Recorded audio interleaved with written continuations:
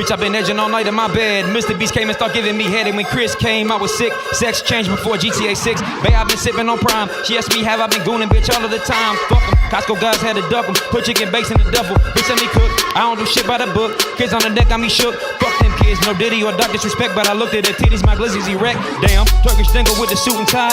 Riz party at the junior high. Duke Dennis had to go and mock my guys. Dubs in the chat like my boy Kai.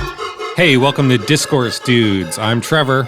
I'm Dylan. And we're your Discourse Dudes. I don't want to presume too much to say that we are the Discourse Dudes, but for the next hour, we will be your Discourse Dudes. Welcome back. February time, shortest month, Black History. That's right, shortest month, but we've got a bit of a longer list to work through than in the January episode. Just real quick before we begin, I don't want to rehash too much of the setup, but we're going to be looking at all the topics of discourse from Twitter that occurred in February 2024, and we're going to be rating each of them on the classic Costco Guys Doom or Boom sliding scale. That's right. Boom means good. Doom means bad. We had a lot of fun on the last episode talking about such things as, the Bass Pro Shop streaker, those New York City Jew tunnels, and how we need to return to the era of Alien Ant Farm's cover of Michael Jackson's Smooth Criminal. Yeah. I can only hope that this month's discourse is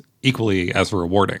This process makes me feel like somehow I am sorting my brain out, going back into my it's like the well-tempered clavier, but the clavier is my brain, you know? And we're kind of doing this on behalf of the entire internet at large, I would say. It's a real service that we're doing here. And for future aliens who want to know what was up. This is important stuff. Let's get into it. The first point of discourse from February 2024 would have to be the Paramount Plus Super Bowl ad. Do you remember this thing? Is this the one that had like Knuckles and et cetera? Captain Picard. I think Master Chief was in it. All your favorite Paramount-owned characters. I remember, you know why I remember that Knuckles is in this ad, do you? Because you want to fuck every single Sonic the Hedgehog character? Because I want to suck and fuckles? No. Because the point of the ad is that there was a cliff they couldn't get over. Right. And famously, that's kind of Knuckles' whole thing. That's his whole deal. Yeah, that's why you play as him in Sonic and Knuckles, so you can climb the walls.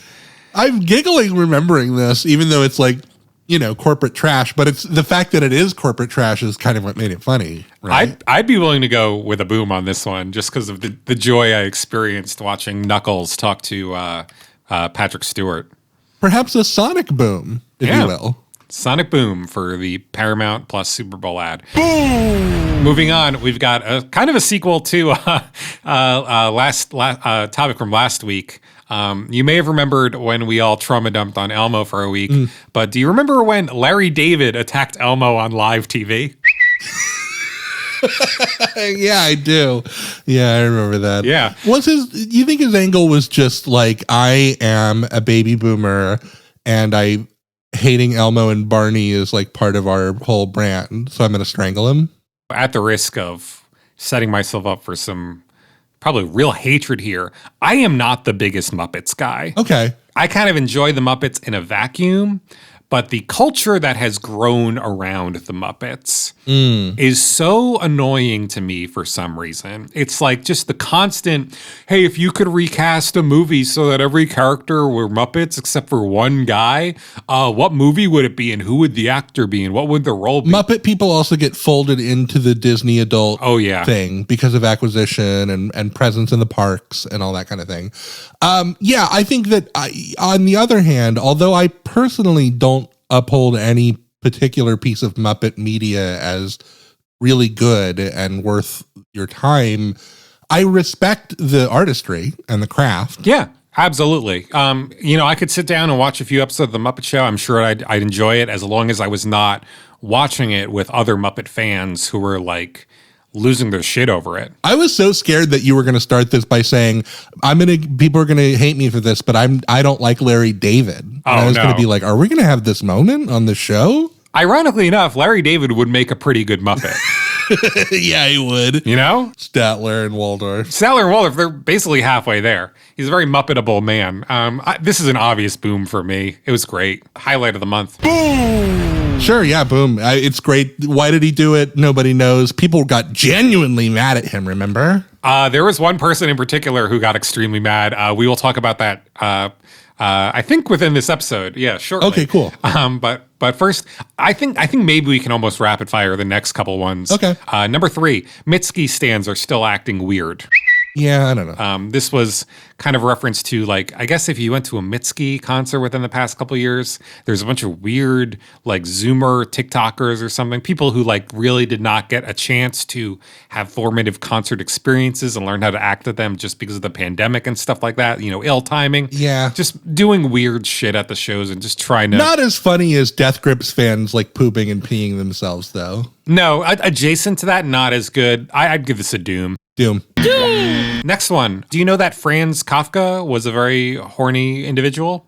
Okay, yeah, I kind of remember this. I can't remember anything specific about this, which makes me feel like it's going to get the doom. I would probably give this a doom. I think there were just some letters he'd written about how horny he was or something. James Joyce has the old author horny letter game completely cornered. Kafka can't even touch the James Joyce letters. Sure, but one reason why I'm so willing to give this one the doom is because I'm tired of even hearing about that stuff. You know, like, oh, did you know James Joyce was really into farts? Oh, that's so funny. Because he was an author. Like, okay, yeah, wrap it up. Yeah, I hear you. The first time you read that letter, though, it is exciting. It's good. It's good. Yeah, definitely. I remember reading it back on I probably learned about that information via like Tumblr. I would guess I probably first encountered it on the Something Awful forums. Yeah, so we're really dating ourselves here. Let's continue. This next one, Boy Genius is going on hiatus. Come on. We can't. Why were people talking about this? Why were people talking about that? That's silly. Doom. I think whenever, what's her name? Who's the main girl in that one? Not the really big one, not the really little one, the medium one. The medium one, yeah. Whenever the medium one whenever she does anything, Phoebe Bridgers, by the way, the medium one. That's right. Whenever she does anything, people talk about it. I think I still have a very strong belief that she's going to be the first female indie rock musician to be canceled, famously in the same way we see male indie rock musicians canceled currently. Wasn't there already, I don't want to get into her personal shit, but wasn't there already some kind of a weird, like, personal thing that came out as part of a deposition or something? I don't remember. Nothing is really stuck, but I think it's going to happen. We've got a pretty fun one up next. The Apple Vision Pro is released and people start using it in public. This rocked. This is great. So we're in major boom territory. Yeah. I remember watching the reveal of this thing and just how hysterically stupid it was. It still makes me laugh. The fucking battery pack that you got to wear on your body, it's like burning a hole in your tit because you got to wear your battery. Easily the best part for me. Just whenever I would see some video of somebody looking like an absolute clown in public using this thing, I would just remind myself, like, they've got a little battery tucked into their pocket that's powering that thing. So funny. I've since seen my share of Cybertrucks, but I've never caught a Vision Pro out in the wild, unfortunately. Me neither. You got to imagine the holy grail is to see somebody using an Apple Vision Pro while they are, like, you know, piloting a Cybertruck, right? It could happen any moment. This is a boom. I love it. Boom! We've got 3 booms and 3 dooms so far. Pretty equal month going forward. Okay. Let's see where this one falls, though. Ayo Edebiri on SNL with Nikki Haley. Why? I don't remember. Why? I mean, I think people, you know, Ayo Edebiri, very, very popular actress at the moment. SNL has that, you know, classic thing they do where they kind of like invite like a prominent Republican politician to kind of host the show. Right. Which always seems to get them tons of flack for some reason, but they keep doing it. Yeah, why do they do it? I don't understand. And I think a lot of people saw this as, you know, Ayo's credibility taking a bit of a hit. Okay. But I hate talking about SNL. I'd give this a doom. Yeah, I'll give it a doom. Maybe, you never know. SNL might get something in the boom category this whole year. They have a whole year to try to make it happen. It could happen. I'm pretty sure they recur, but I can't remember at the moment. We'll just have to keep sticking in the moment here because we've got some Grammys to talk about. Okay. First off, Killer Mike was arrested at the Grammys. Do you remember that? I do remember that, yeah, and it was never totally clear why he was kind of downplaying it. Yeah, I remember. I feel like if we had gotten some like a real solid reason or something like amusing, this would be a bigger qualifier for a boom, but as is, just on the lack of a story here, I'd probably have to give it a doom. Yeah, I guess his PR people were worth whatever he's paying them for, because this got really snuffed out quickly. More Grammy news. Taylor Swift announces new album, Tortured Poets Department, while accepting Grammy for Album of the Year. A moment where I feel like you could hear everybody in that room's eyes rolling. Yeah, I mean, the Tortured Poets Department is kind of it's a huge 2024 story, right? Yep. It's a saga even. Mm-hmm. Is the launching of this ship worth the boom, maybe? I feel like I almost want to defer to you here because I could see this going either way. It's right on the cusp, isn't it? I almost feel biased because whenever Taylor Swift does something like, super self-absorbed like this, and you could tell that everybody hates it in the moment, like that really tickles me. So I want to give it a boom. I know, but is there anything about the discourse that follows that is boom worthy? I'm not sure about that. I'm not sure either. And I think we're probably going to have enough Taylor Swift related topics making their way into the boom category that we can probably stick to a doom on this one. Okay, yeah. It's not a moment that lends itself to like remixing and riffing. So that kind of hurts it too. I'll also say, as somebody who does or periodically does enjoy Taylor Swift's career, this kind of felt like a moment where what I want to call the current heel turn era she's in began. Sure. Right? I feel like she was riding the Eras Tour thing pretty high, but this was where the oversaturation kind of broke through. And she remains bad guy Taylor, I think, for most of this year. I think she probably is still bad guy Taylor as we're speaking. But yeah, that's accurate. We're dooming it. It was close. It was a close call. We're dooming it. Yeah, better luck next time, Taylor. One more Grammys related topic here. The various fast car takes that popped up on the site after the song was performed at the Grammys. Right. So Fast Car is one of those songs that kind of had now wedged itself into social media algorithm territory, kind of the way that Country Roads by John Denver had several years before, where having a take on Fast Car or doing a trend involving Fast Car became a thing. Uh-huh. So that's probably why it was performed, and also probably why it sparked some discourse. But I don't know if it congealed into any interesting thesis. No, I don't remember really getting anything illuminating out of this round of discourse. I guess it was probably there was an amusing element where you got to see some real younger Zoomers who had never really interfaced with the song before, kind of getting exposed to it for the first time. Yeah. But I don't know if that's worth getting into the boom category. I'll tell you, and maybe this is a cancel-worthy take, but I think Gimme One Reason is the better Tracy Chapman song.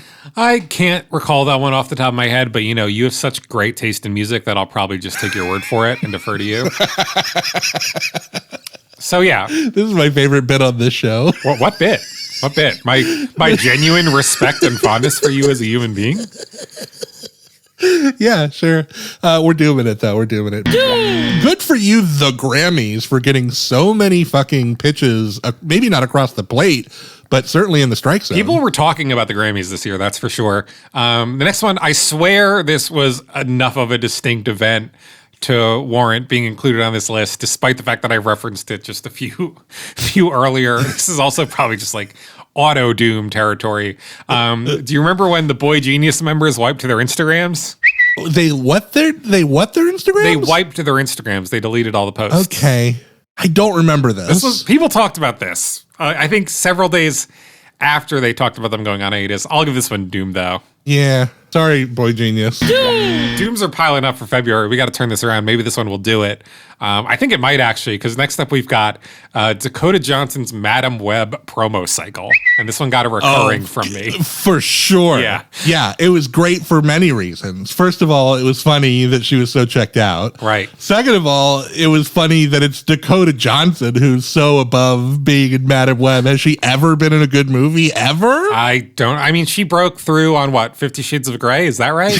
Yeah, that was like her big marquee role. I didn't see Madam Web. I did watch all of the promo cycle as it kind of unfurled before us, and I think every video that popped up was pretty amusing. So I'll give this one a boom for sure. I'll boom it. Yeah, this was Madam Web was brought nothing but joy into my timeline this year. Boom! Another one that, I don't know if this would have made the list if I was being a little more scrutinous, but the Mannequin Pussy AI music video. Okay. I remember people talking about this. I remember this being a thing. Yeah. And I think it kind of escaped like music Twitter, that sphere. Just barely, maybe. But this was, the band Mannequin Pussy put out a new album this year. They put out a music video for one of the songs, and it featured, I think, just a little bit of like AI incorporation. It wasn't like a fully AI produced kind of visual thing. It just featured some elements of it in the video. But for a lot of people, it's like the 1/8 rule or whatever, right? Like just even a little bit is too much. They really push back on it. This is another one that will feel echoes through the year, though. This was definitely the year of I can't believe this piece of media used AI, for sure. We're going to be talking about AI in just a few short bullets. So, there's plenty of discussion left to be had. But I can't boom it. It doesn't make enough of a vibration to boom it, I don't think. Hey, maybe this will get you vibrating, though. Do you remember the not safe for work Drake leak? Oh, right. Where his penis was super wiggly? He was flopping that shit around. Did we ever learn where this came from? Or like, what was the deal with this? Maybe we did. This feels like a boom, though, because there was so much Drake penis jokes happening. Sure, I'll give it a boom. Yeah, why not? We're kind of short on the booms for this month so far. I'll give Drake's big floppy wiener a boom. Boom! Who didn't have a Drake penis joke on their timeline at this moment? Lot of Drake jokes will be popping up on the timeline in the future months, but the man had a year. He certainly had a year, didn't he? Yeah. Let's keep going through this month, though. Pretty interesting question posed next. Dylan, is it better to desire or be desired?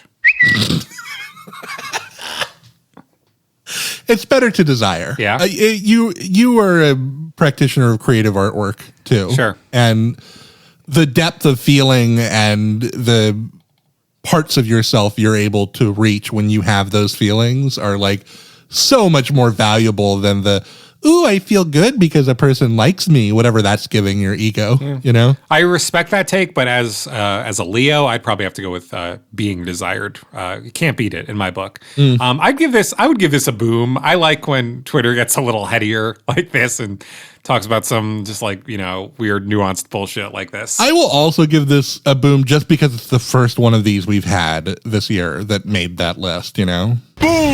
Next up, maybe a candidate for Best Discourse of the Month. Will Wheaton has an emotional breakdown about Larry David attacking Elmo on live TV. I forgot it was the Wheatster. That scrappy little kid, you know him and love him from Star Trek Next Generation. Yeah, one of the group of people who has become a corporate face of nerdery, of general nerdery. Felicia Day, Chris Hardwick, these people. The man read the official audiobook for Ready Player One. Yeah. He's synonymous. His brand is nerd. And apparently seeing Larry David attack Elmo on live TV resulted in him having visceral flashbacks to abuse that he suffered as a child at the hands of his father, I think it was. That's or like emotional abuse. He tied it to his dad emotionally abusing him. Yeah, it's like, this may have been funny if you didn't have a dad that screamed at you the exact same way that Larry David was screaming about Elmo. But I did, so I don't think it's funny. Doing violence against a puppet is a time-honored live theater bit. Sure. And I just think he's so far up his own ass. Yeah. I'm sorry that his dad was so hard on him. Mm-hmm. but clear boom-worthy territory for me. Very funny. Yeah, boom it, for sure. Boom! Next one. Special counsel report says Biden's memory is bad, and he mixes up leaders of Egypt and Mexico. Okay, so this is just a tremor. Yeah. This is just a pre-shadow, you know? We could have never known what was to come. Maybe Raven Simone would have been the only one who could have seen what was coming. But yeah, I don't know if I can even boom it just because of how much excitement my body gets full of knowing what it's leading to. But I feel like that might be worth it though. And like Egypt and Mexico, those are two very different places. Is. Yeah. You know? And it's funny because a big part of the discourse becomes like, it's not like we didn't know that this was a problem. Like, you know. Right. Yeah, okay, we can boom it. I feel like I'm right on the edge, but we can boom it. I was on the edge the other way for Taylor. I can be on the edge this way for Biden versus Mexico and Egypt. I'm kind of on the fence about this, so I'll give it a boom. You're edging for Taylor. You're edging for Biden. Next up, we've got Tucker Carlson's Putin interview. Oh, yeah. So this is funny because we have a recent update for this, right? Because Trudeau had a deposition where he had to go under oath. And he said the Canadian government was able to ascertain proof that Tucker and Jordan Peterson are being paid by Russia to post all the shit they post. That's awesome. I wish I could remember more moments from this interview because I feel like there were a couple of really funny ones. I don't remember anything from the interview itself. Yeah. On those grounds, I almost want to doom this one. Yeah, if there was one like big meme I could have pulled out of it, but I don't really remember anything going that way. Moving on, very sad one. It's looking like Warner Brothers will permanently delete Coyote versus Acme. This is a great story, first of all. Yeah. It really captured my imagination and seemingly the timeline's imagination. I loved that it became this was already a few beats into this story at this point. And there were like moments of hope along the way. It was a total saga. This kind of started in 2023. Am I correct in remembering that? Yeah. And this becoming the tragic end of that saga, which I think is the much more interesting end of the story, obviously. Yeah. Right? Yeah. Like if we had this supposedly marginally good Humans versus Looney Tunes movie, it would not be as valuable as like having this moment where where Zaslav, the fucking Warner Brothers CEO, just deletes a movie from existence. That's special. It's a special moment. So without interpreting a boom as our way of endorsing this business practice, do we want to give this story a boom for just being as interesting as it was? I would say a boom, yeah, because then it also kind of sets up Zaslav, at least throughout the early part of the year, as this like guy you can make jokes about coming to delete your movie or whatever, you know? Really establishes him as like a popular villain. I say boom it for sure. Boom! Next up, Tina Fey casts shade at Emerald Fennell on Bowen Yang's podcast. What? This is like that viral tweet about, Scoopy is in hot water because of... So Emerald Fennell put out that movie Saltburn. And I think Tina Fey was making fun of Emerald Fennell for some kind of Saltburn related thing on Bowen Yang's podcast. I don't really remember. This seems like a clear-cut doom for me. Doom. More music talk. We've got Kanye West releasing his new album with Ty Dolla $ign, Vultures. Okay, yeah. I almost feel like I'm surprised that this one made the list because from my memory, if you asked me today if anybody talked about this album when it came out, I would tell you no. Like this thing was released to virtual radio silence. A little bubbling up of the usual Kanye discourse. Yeah. Like you would get a little, because he's in the news cycle, you would hear the same familiar takes, but I don't remember too much specific about this other than not very good. I think the discourse around Vultures 2 was a lot funnier, personally. Right, because that's when the nitrous stuff was coming out. Yeah. Yeah, okay. So we're thinking of Doom for this one? I'm thinking of Doom, yeah. Doom! Next up, Joe Biden tweets, "Just like we drew it up," in response to Super Bowl outcome, although it reads like he is potentially referring to violence in the Israel-Palestine conflict. Why? I remember there was a lot of conservative conspiracy theorism going around that the whole like Taylor Swift Chiefs Super Bowl thing was some kind of weird Democrat play. Okay. And the Democrats wanted to kind of like ironically lean into that as they have in the past with like, by embracing the Dark Brandon memes, that kind of stuff, when the Chiefs did, in fact, win the Super Bowl. So maybe he was referencing this extremely obscure conservative conspiracy theory. Yes, but I do remember that it happened to coincide with like a pretty like newsworthy event in the aforementioned Israel-Palestine conflict. Is it weird that Taylor and Travis don't have an official couple portmanteau name? That feels like almost like a thing of a bygone era, right? Maybe we're just past that. Yeah, I feel like I don't really see it happen too much anymore. Probably a good one that you could have, we just mentioned Barry Keoghan. He was dating Sabrina Carpenter for a while. I never saw anything like that pop up for them. Mm-hmm. And just like thinking about those two names for even a second, you could probably match them into something pretty amusing. You would imagine, probably. We're not going to do it here because that's not what this show is about. But Sabaro. What did I just say? Anyway, boom or doom on this, just like we drew it up comment from Biden. I don't know. That doesn't really, I don't think it crosses the threshold. I'm dooming it. All right. Oh, this was an interesting one. Is it a good idea to tell your married boss that you have a crush on them? I think this was just a Reddit post that went around asking this question, like, should I tell my married boss that I have a crush on them? And everyone was like, no! The idea that on the list it's presented as a question, as if what then happened on Twitter was people had heated debates about, well, listen. There are questions on this list that do represent that happening. I can't remember this. People seemed pretty unanimous on this one. I'll give this one a boom. It's a great litmus test for being a total narcissist, for sure. I'll boom it. Boom! Another good one immediately following. A few times this year we got discourse out of just like publications releasing these just ridiculous essays, personal essays. And I feel like more often than not, they were the responsible party was this online magazine, The Cut. Okay, yeah. So here we've got The Cut publishes essay by finance journalist who was scammed for $50,000. I've seen this come up throughout the whole year, too. People continue to rope this one in to dunk on this lady. It was a great story. People have not been able to forget it. Basically, like, it leads with this, like, woman going, like, people think that getting scammed is something that would never happen to them, but you'd be surprised when you're in the moment. I'm pretty smart, first of all. But then throughout the story, you learn that, like, somebody called them on the phone and was like, hi, this is the CIA. We need you to give us $50,000 in an unmarked bag. Drop it in a car that will be outside of your house in 10 minutes. And like, she's like, I immediately thought it was real. I went to the bank. I keep asking myself, why? Why didn't I call someone? Why did I just put $50,000 in a bag?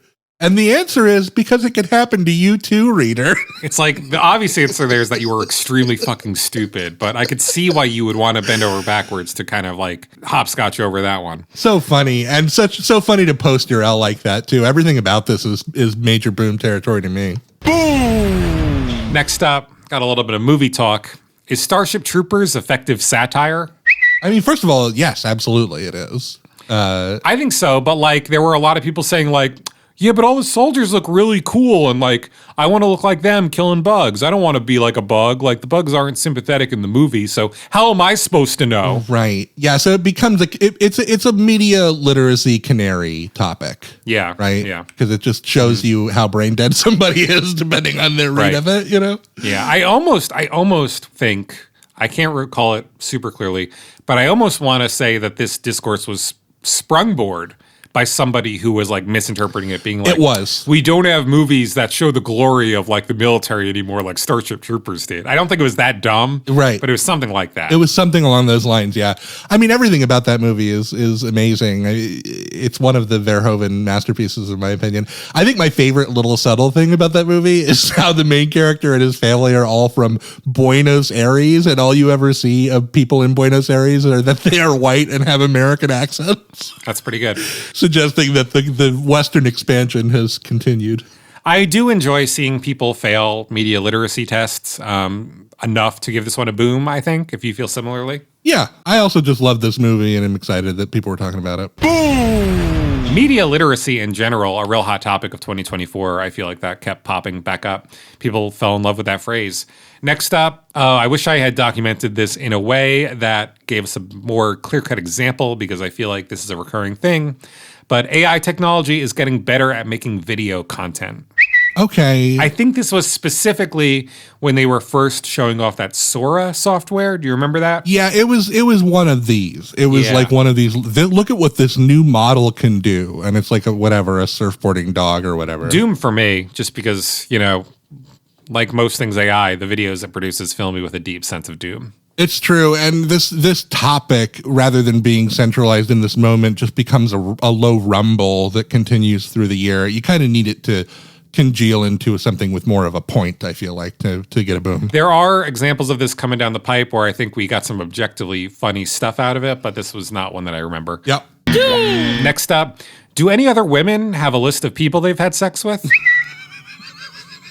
I kind of remember this. Yeah, it was some woman posting like a list of like men's names with like a few qualifying traits about them, just saying like, do any other women have a list of like this in their phone? Here's my feeling. Can I give takes on this? Is that allowed? Sure, yeah. That's what you're here for, kind of. I feel like there is something like dehumanizing about it, and like it's no different, I suppose, than belt notching or whatever. But I also feel like when you choose to put a part of your body into another person, if you want to geek out about the data around that, that's kind of on you. I think maybe publishing the list is what's gauche. You know what I mean? Sure. Like imagine seeing yourself on that list. Next to a comment like weird dick. Yeah, they don't know that you're Tanner with good deltoid muscles, but you know it's you. So what do we think for this one? Because I'm not feeling strongly about a boom, but no, I feel like, remember there's a lady who posts about her sexual strangeness later in a data-oriented way that's much more exciting than this. Yes, I know exactly what you're talking about. That is on the list. We're gonna get to it. So I feel like in lieu of that, I don't feel especially strong about booming this one. That's fair. We can give this one a doom. Next up, Sam Mendes is going to direct 4 separate Beatles movies. I remember this. Oh, I've totally forgotten since. Yeah. I mean, this is still happening. Yeah. I think it is still happening, allegedly. I thought this was very funny news to receive because it was. I think a lot of people had fun with it too, just mainly imagining what the Ringo movie is going to look like. Yeah, there were good remixes here, some good riffs, some good edits. I'll give this a boom. Totally a boom. It was just a joy to learn the information, and then we all had a lot of fun with the information. Boom! Whenever anything is announced with that much hubris, I'm a fan. Yeah. Next up, a bit of a sequel to a previous bullet. Madam Web is finally released. Okay, this was still an exciting moment, even though I don't have like something specific to point to, just because people were reacting to how awful it was, you know? I think the funniest thing you can point to is that the one line from the trailer that people really latched onto, which I think was something like, he was in the Amazon with my mother when they were studying spiders or something like that. Right before she died is the last part of that sentence. I think that didn't even make it into the movie. Yeah, but that is a classic. The thing is that's a common trailer move to give some ADR context to something that you can't quite so clearly do with the actual lines of the film. But what made it special was that it was a silly run-on sentence that was funny to hear. Yeah. So I get why people were disappointed. But people were also like having a ball at this thing because it does watch like a so bad it's good, like confusing, strange corporate product, which I do think is a special thing when it happens, you know? I remember another talking point was the villain of the movie getting crushed by like a Pepsi sign or something at the end. Yeah, that's definitely a thing that happened. Spoilers for Madam Web. I feel like Madam Web is a star piece of discourse for 2024. I kind of want to boom this. I'm willing to boom this one as well. Yeah. Boom! It's like a gold crown discourse topic of 2024. Kind of the Morbius of 2024. Definitely. Next up, here we go. We've got a follow-up conclusion to the last discourse from last month. Okay. Fans of Avatar: The Last Airbender are unsatisfied with the Netflix adaptation. So those bad feelings they were getting during the promo all seem to be true. Kept coming right through to the product. Yeah, I don't know. I can't boom it, but it's everything I said on the last episode applies still. Yep. All right, so that one's going in the Doom column. Doom! This one I don't remember at all. Shane Gillis hosts Saturday Night Live. Yeah, I remember this just because it's an important moment in just comedy nerd spheres because of him being fired from that show for being like proto-canceled. Okay, now you're reminding me what was the whole point of this. Yeah, I think Shane Gillis has had an interesting couple of career years. I don't actually think anything he did on SNL, though, was particularly heat-worthy. I thought his opening monologue, for example, was not an especially good piece of stand-up from him. I think he's capable of pretty good stand-up. And I don't think any of the sketches particularly stood out in terms of like SNL shit that I see get reposted from this year, for example. I'll doom it. Yeah, nothing too memorable here for me. Next up, we've got kind of a dark one. Aaron Bushnell's self-immolation protest is framed as mental health issue. Okay, so when did it actually happen? Is this when it happened? This was like, within the few days following the event. Right. But I feel like by the time it bloomed into full-blown discourse, people were talking more about the response to it than the actual event, which is why I think it wound up phrased as such on this list. Yeah, I get you. Yeah, I feel like it's a pretty important and like iconic news story from the year, surely. Yeah. It does feel like it changed the temperature of the discourse. I almost said pun not intended, but I feel like it would be in such poor taste to even say that. I see what you're saying, but I do feel like this was almost very quickly forgotten about. Like, I don't know if it was intentionally swept under the rug by the powers that be, but if that was the case, I feel like it was kind of done so successfully. I mean, a dude lit himself on fire. As you say that, when was the last time I actually heard this referred to? And I haven't. Yeah, it really fell off the map. I feel like the only thing we can really do here is give this a doom. Yeah, because it is a very doom-like feeling, isn't it? Yeah, very bleak, very bleak. I think, that can be one metric that winds up getting something on the doom column. You think the Costco guys would give this one a doom? I think they'd probably have to call in the Rizzler to handle this one, but we'll talk about him. Next up, we've got a case of an unnamed actor once yelling at Rebecca Ferguson on set of a movie. I remember a lot of people were doing some real detective work to try and figure out who this actor was. Wasn't there eventually an agreed upon candidate or something? Yeah, I wish I remembered who that was, but I don't. I know that it wasn't Tom Cruise. I don't think it was Jeremy Renner. It captured the imagination of the people for a while, for sure. You could probably gather material from that whole round of discourse and put together like a little true crime podcast or something where you figure out. Wasn't Hugh Grant, wasn't he the leading theory? That might have been it. That very well might have been it. I could see that. And I think he's like storied of being kind of a prick. The amount of effort that this one drew out of people, I feel like is almost enough to get it a boom from me. Yeah, I feel like it really did capture the imagination of the public for a while, didn't it? People rallied around Rebecca Ferguson. So yeah, we'll give this one a boom. I like her. She's great. She's really good. Boom! Next one, this feels like an obvious boom for me. One of the biggest stories of the year, no doubt. I'm talking, of course, about the Willy Wonka experience in Glasgow.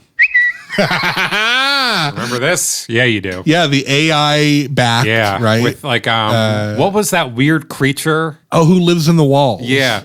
I remember they gave it a really weird name, but I can't remember what it was. Like he has a mask and he's like in a black shroud. The Unknown. The Unknown. That's The Unknown. I remember that was the one clip. There was the clip of The Unknown, and then there was that image of the very overt Oompa Loompa lady. Yes. Kind of that went around a lot.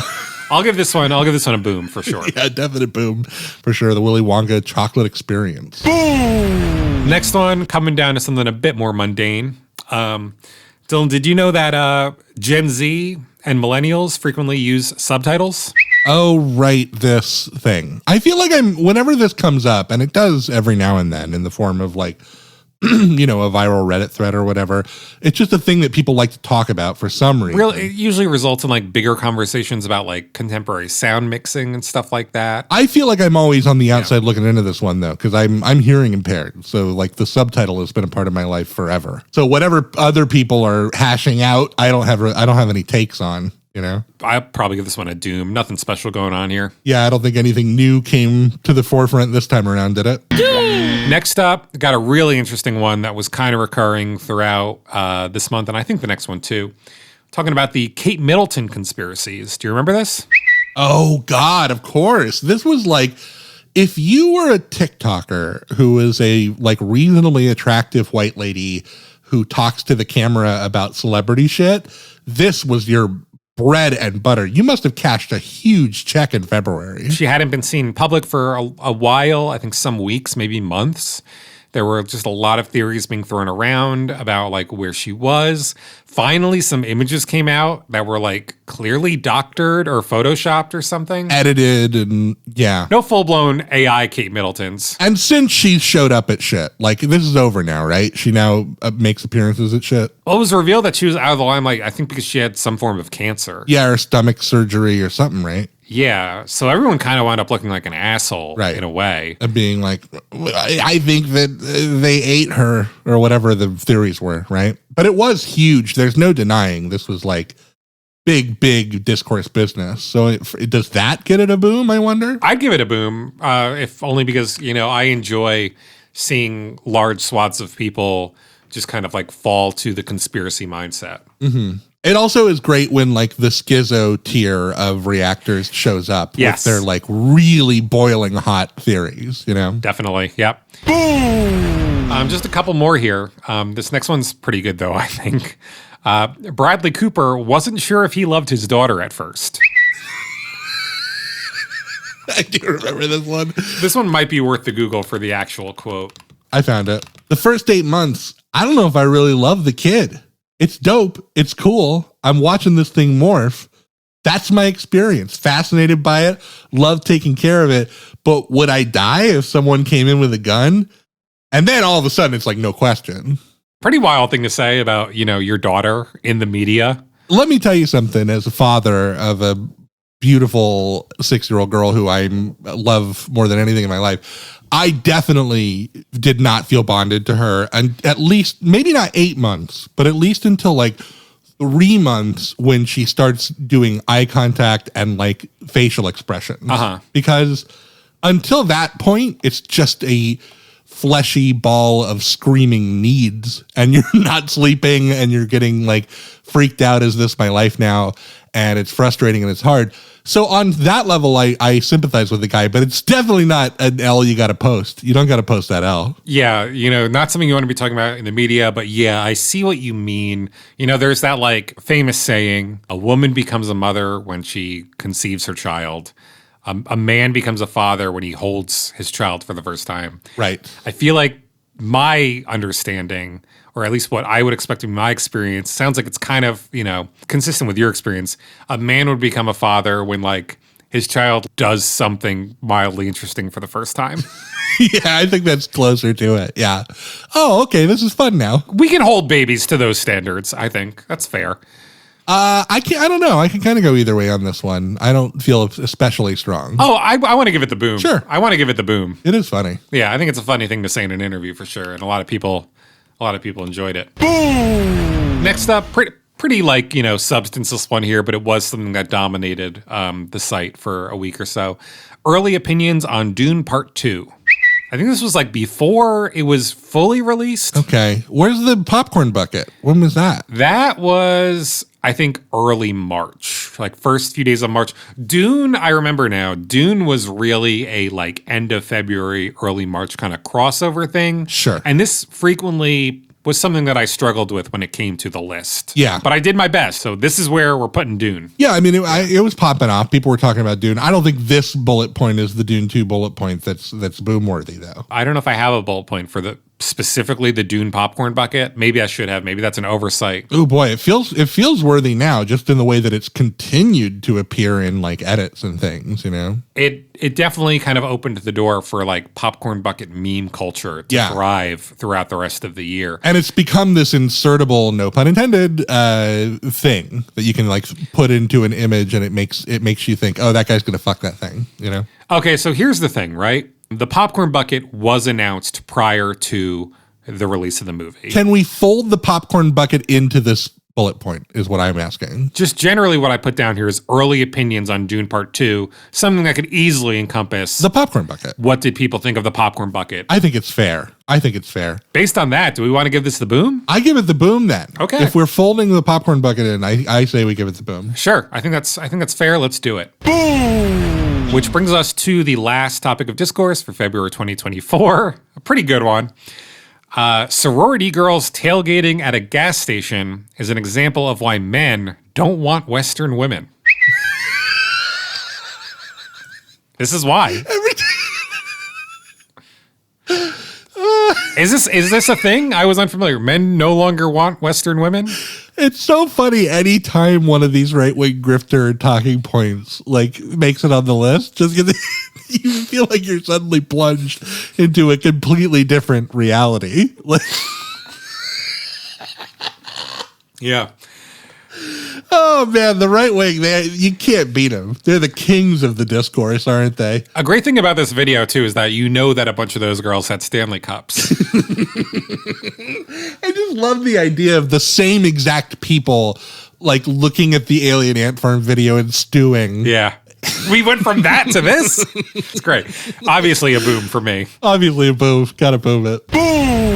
And those were the 39 different things that people talked about on Twitter in February 24. I do want to do, we're not gonna try reciting the lists or anything, but I do want to just do a quick scan real quick just to see what column wound up with more things in it this time, because it is pretty fairly even. Okay, yeah. Let me just count that up real quick. Let's see, what's the count? So we've got 20 in the boom column, which means 19 in the doom. Wow. We just eked out a good discourse month for February. You love to see it. Early on, I really thought we were going down the wrong path, too. The month started off kind of weak. This will frequently happen, too, I think. The months start off a little weak, and people ramp up as... they gain some steam. Yeah. It's something we'll probably see continuously throughout this program. But hey, another great episode of this show on the books. That's what Twitter talked about February 2024. We'll see you next time to talk about March 2024.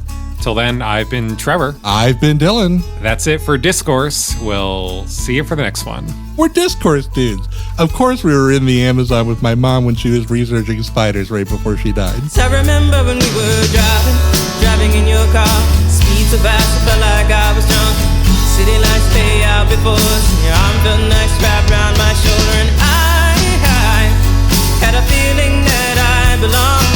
I had a feeling I could be someone, be someone, be someone.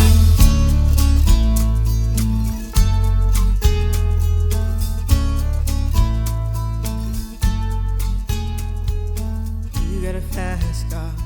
Is it fast enough so you can fly away? You gotta make a decision. Leave tonight or live in